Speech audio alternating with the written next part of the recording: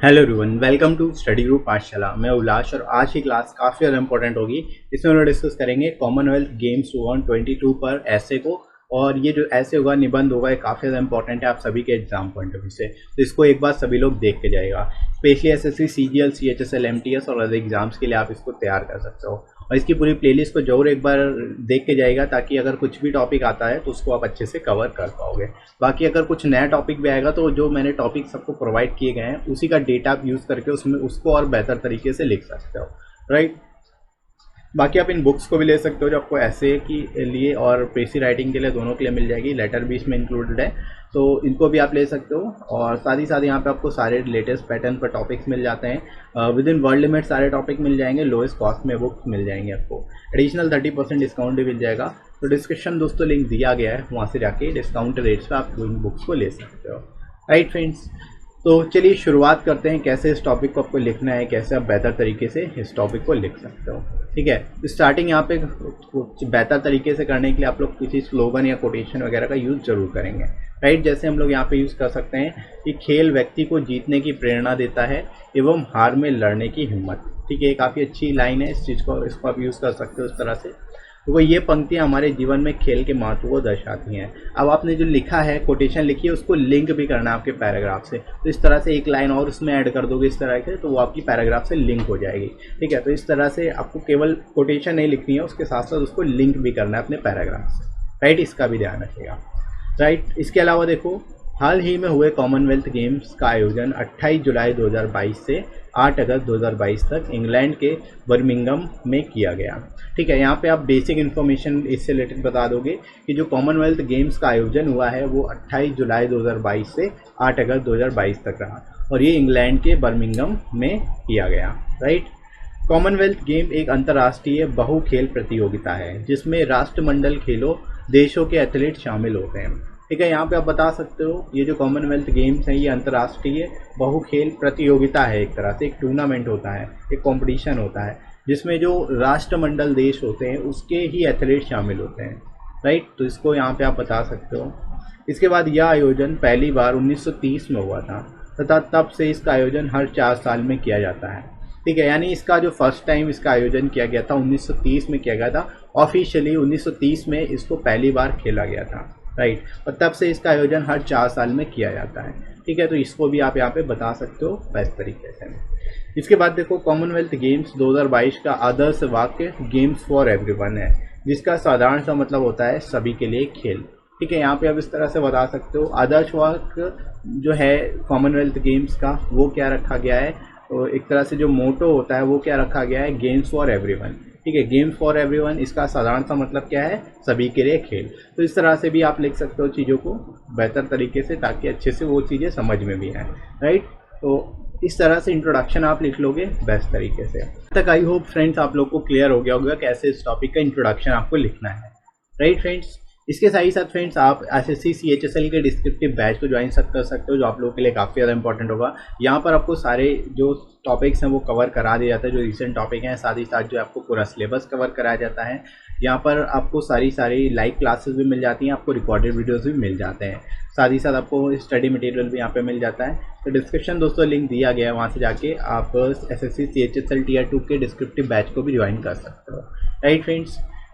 अब बात करते हैं हम लोग बॉडी सेक्शन में, कि बॉडी सेक्शन में कैसे आपको लिखना है, यहाँ पे क्या क्या चीज़ें आप इंक्लूड करोगे। तो यहाँ पर आप बता सकते हो कि अगले कॉमनवेल्थ गेम 17 से 29 मार्च 2026 तक ऑस्ट्रेलियाई राज्य विक्टोरिया में आयोजित किए जाएंगे। ठीक है, मतलब अभी का तो आपने बता दिया। अब अगले जो कॉमनवेल्थ गेम्स होंगे वो 17 से 29 मार्च तक होंगे 2026 में, राइट। और ये कहाँ पर आयोजित किए जाएंगे, ऑस्ट्रेलिया के एक राज्य में जिसका नाम है विक्टोरिया। ठीक है, विक्टोरिया में इसको आयोजित किया जाएगा, राइट। इसको भी आप बता सकते हो इस तरह से। इसके अलावा देखो, 2022 कॉमनवेल्थ गेम्स का उद्घाटन समारोह अलेक्जेंडर स्टेडियम बर्मिंघम में किया गया। ठीक है, मतलब जो ओपनिंग सेरेमनी हुई कॉमनवेल्थ गेम्स 2022 की, ये कहाँ पे हुई, अलेक्जेंडर स्टेडियम में, राइट। जिसका थीम यानी विषय विविड एवं वाइब्रेंट कॉन्फिडेंस था। ठीक है, यहाँ पे आप इसका थीम बता सकते हो, इसका थीम क्या रखा गया था। थीम जिसको हम लोग विषय बोलते हैं, तो इसका विषय जो था वो था विविड एवं वाइब्रेंट कॉन्फिडेंस। ठीक है, इसको आप इसी तरह से इंग्लिश में ही लिखोगे हिंदी फॉर्म में। ठीक है, ताकि वो सही तरीके से समझ में आए। राइट, हिंदी मतलब मत इसका बना देना, नहीं तो वो गड़बड़ हो जाएगा। ट्रांसलेट करके नहीं लिखना है उसको, इसी तरह से आप इन्वर्टेड फॉर्म में लिख दोगे तो कोई दिक्कत नहीं है। राइट, अब आगे बढ़ते हैं। इस साल 280 प्रतिस्पर्धाओं में 72 देशों और 5054 एथलीटों ने हिस्सा लिया। ठीक है, अभी करंट का डेटा भी आपको याद रखना पड़ेगा कि टोटल 72 देशों से 5054 एथलीटों ने हिस्सा लिया, जो कि 280 प्रतिस्पर्धाओं में शामिल हुए। राइट, 280 आयोजनों में से हमारे देश ने 61 पदक जीते, जिससे हमारा देश दुनिया का चौथा सर्वश्रेष्ठ देश बनकर सामने आया। ठीक है, मतलब एक तरह से मेडल काउंट में अगर बात करें तो हमारा जो रैंक रही है, हमारे देश की जो रैंक रही है वो 4th रही है। तो हम ये कह सकते हैं कि जो हमारा देश जो है चौथा सर्वश्रेष्ठ देश जो है सब बन के सामने आया है। और 280 जो इवेंट्स हुए हैं उनमें से 61 पदक जो है हमारे देश ने जीते हैं। राइट, इन 61 पदकों में 22 स्वर्ण, 16 रजत और 23 कांस्य पदक शामिल हैं। ठीक है, इन 61 पदकों में 61 जो मेडल मिले हैं इसमें 22 स्वर्ण पदक हैं, इसके अलावा 16 जो हैं रजत पदक हैं और 23 जो है कांस्य पदक भी शामिल हैं। तो इसको भी यहाँ पे आप बता सकते हो। राइट दोस्तों, तो इस तरह से चीज़ों को आप लिंक करके आपस में इस तरीके से एलैबोरेट कर लोगे। इसके बाद हम लोग बॉडी सेक्शन में आगे बढ़ते हैं कि इन इवेंट में गोल्ड मेडलिस्ट खिलाड़ियों में ज़्यादातर महिलाएं थी, जिनके नाम पीवी सिंधु, साक्षी मलिक, मीराबाई चानू, विनेश फोगाट आदि शामिल हैं। ठीक है, मतलब यहाँ पे आप बता सकते हो कि जो गोल्ड लाए हैं, गोल्ड में जो ज़्यादातर खिलाड़ी रहे हैं वो महिलाएं रही हैं। ठीक है, यानी महिलाओं का काफ़ी अच्छा प्रदर्शन रहा इस खेल में। ठीक है, जिनमें आप फेमस जो कुछ खिलाड़ी हैं उनका नाम दे सकते हो, जैसे पीवी सिंधु, साक्षी मलिक, मीराबाई चानू, विनेश फोगाट, ये सभी जो है इसमें शामिल है। राइट, इनके बारे में बता सकता हूँ। राइट, इसके बाद देखो इस बार इन इवेंट में 5 नए इवेंट भी जोड़े गए। अब 5 नए खेल भी इनमें जोड़े गए हैं, उनके बारे में बता सकते हो, जिनमें पहला T20 क्रिकेट महिला है, दूसरा जूडो है, तीसरा बास्केटबॉल 3x3 और व्हीलचेयर बास्केटबॉल 3x3 और लास्ट जो है पैरा टेबल टेनिस शामिल है। ठीक है, ये 5 जो गेम्स हैं ये भी इसमें इंक्लूड किए गए, तो इनको बारे में भी यहाँ पे आप बता सकते हो कि इनको भी यहाँ पे 5 नए जो गेम है उनको ऐड किया गया। इसके अलावा देखो पदकों की संख्या में ऑस्ट्रेलिया शीर्ष पर रहा और भारत ने 22 स्वर्ण पदक सहित कुल 61 पदकों के साथ चौथा स्थान हासिल किया। ठीक है, मतलब इस गेम में सबसे ज़्यादा पदक किसने जीते? ऑस्ट्रेलिया ने ही जीते। ठीक है, तो वो भी आप यहाँ पे बता सकते हो, ऑस्ट्रेलिया ने सबसे ज़्यादा पदक जीते और भारत ने कुल 61 पदक जीते, जिसमें 22 स्वर्ण थे और कुल स्थान जो हासिल किया वो चौथा स्थान हासिल किया मेडल टैली में। राइट, तो इसको भी यहाँ पे आप बता सकते हो। राइट दोस्तों, तो इस तरह से यहाँ पे आप बॉडी सेक्शन लिख लोगे। अब फाइनली हम लोग मूव करते हैं कंक्लूजन की तरफ। तो कंक्लूजन में यहाँ पे आपको थोड़ा सजेशन भी देना पड़ेगा और फाइनली ओवरऑल चीज़ों को बताते हुए कंक्लूड कर देना है। ठीक है, इसके बाद देखो इन खेलों को फ्रेंडली गेम भी कहा जाता है। ठीक है, इन गेमों का दूसरा नाम एक तरह से फ्रेंडली गेम्स है, तो वो भी आप यहाँ पे बता सकते हो। इस तरह के आयोजन हमारे युवाओं को देश के लिए कुछ करने की प्रेरणा देते हैं।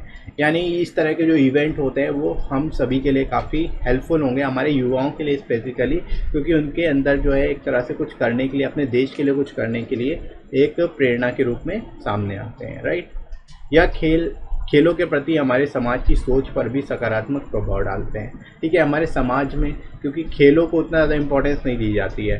ठीक है, क्योंकि उससे बहुत ज़्यादा अर्निंग्स नहीं होती, उनकी कमाई नहीं होती है, तो ऐसे में समाज की सोच पे भी काफ़ी ज़्यादा सकारात्मक प्रभाव पड़ता है। ठीक है, क्योंकि जब जो हमारे जो एथलीट्स हैं वो बाहर से गोल्ड लेके आते हैं या फिर सिल्वर या फिर ब्रोंज मेडल्स लेके आते हैं, तो उनका सम्मान भी किया जाता है, साथ ही साथ उनको मॉनेटरी बेनिफिट भी दिए जाते हैं। राइट, इन गतिविधियों को नियमित रूप से स्कूलों और कॉलेजों में आयोजित करके सभी युवाओं को प्रोत्साहित किया जाना चाहिए। ठीक है, आप यहाँ पे सजेशन दे सकते हो कि इस तरह के खेलों को या इवेंट्स को लगातार नियमित रूप से स्कूलों और कॉलेजों में आयोजित किया जाना चाहिए, जिससे क्या है कि सभी युवा जो है वो भी प्रोत्साहित होंगे। राइट, माता पिता को भी खेल गतिविधियों के महत्व को समझना चाहिए और अपने बच्चों को प्रोत्साहित करना चाहिए। ठीक है, यहाँ पे आप पेरेंट्स के बारे में बता सकते हो कि पेरेंट्स को भी जो है एक तरह से गेम्स के महत्व को समझना चाहिए और अपने बच्चों को प्रोत्साहित करना चाहिए ताकि वो गेम खेलें। राइट, ये खेल देश की सर्वश्रेष्ठ प्रतिभाओं को बाहर लाते हैं और युवा प्रतिभाओं को खेल के क्षेत्र में बड़े सपने देखने के लिए प्रोत्साहित करते हैं।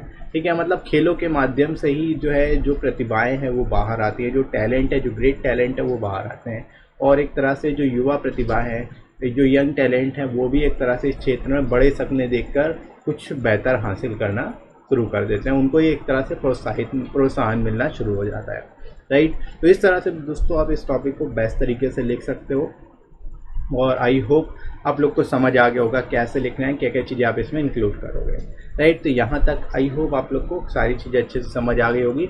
बाकी आप लोग इसकी प्लेलिस्ट को जरूर देख लीजिएगा, जिसमें आपको सारे इंपॉर्टेंट टॉपिक्स मिल जाएंगे, जितने रिसेंट टॉपिक है वो भी इसमें इंक्लूडेड है, राइट। साथ ही साथ आप लोग टेलीग्राम चैनल को ज्वाइन कर सकते हो, इस पर आपको सारी इंपॉर्टेंट पीडीएफ मिल जाएंगी, क्लासेस की नोटिफिकेशन भी आपको यहाँ पर मिल जाएंगी।